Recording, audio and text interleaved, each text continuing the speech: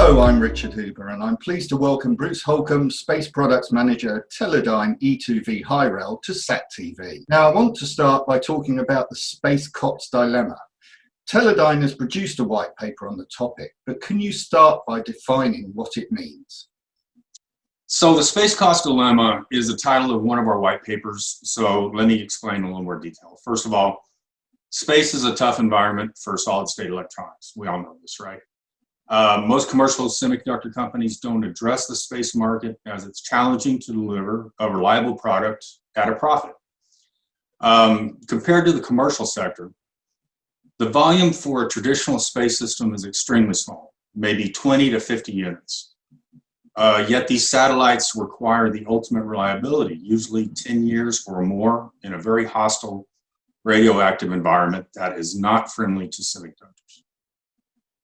With constellation deployments, the satellite is much smaller than traditional satellites and deployed in larger numbers at a lower orbit, effectively reducing the overall cost and reliability requirements for the program.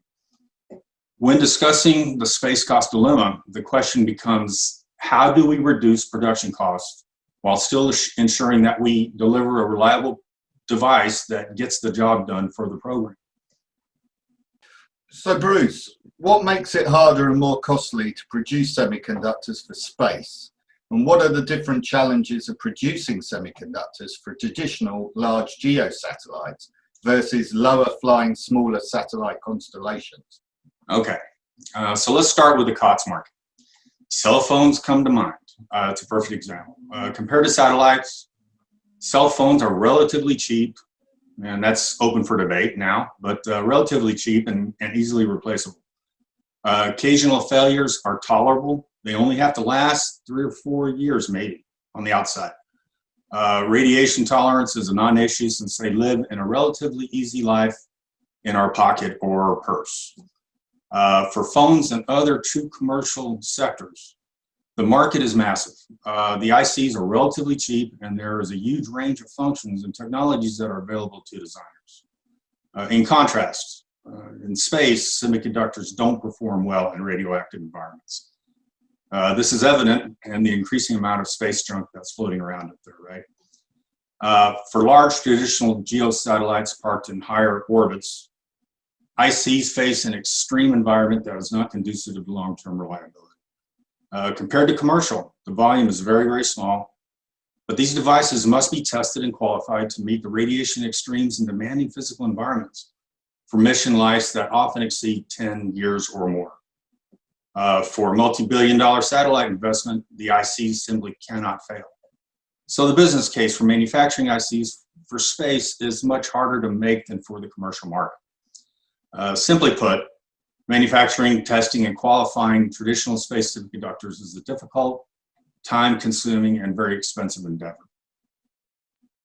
So Bruce, from what you're saying, it is clear that there are quite a few differences in both producing and procuring semiconductors for these two extreme examples.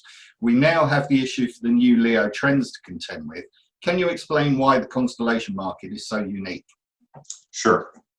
Okay, so compared to large singular geostationary satellites, makers of constellations have some advantages. They can tolerate a higher risk of failure because the deployment of several hundred microsats can absorb a few failures, and the relatively low cost allows replacements to be launched if needed.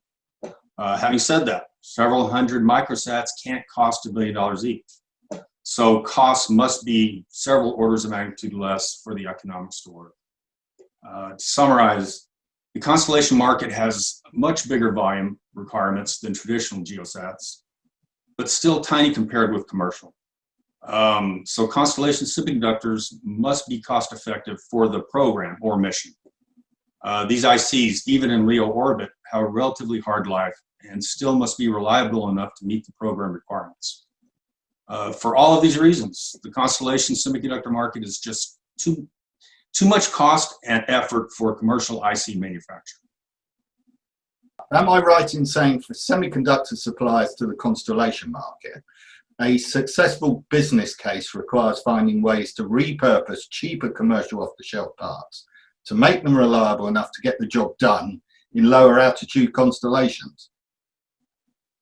We've researched, tested, and evaluated devices from other market sectors like commercial, automotive, military, and discovered how each reacts to conditions encountered in orbit, such as temperature extremes, radiation, of course, mechanical shock, and our old friend ROHS.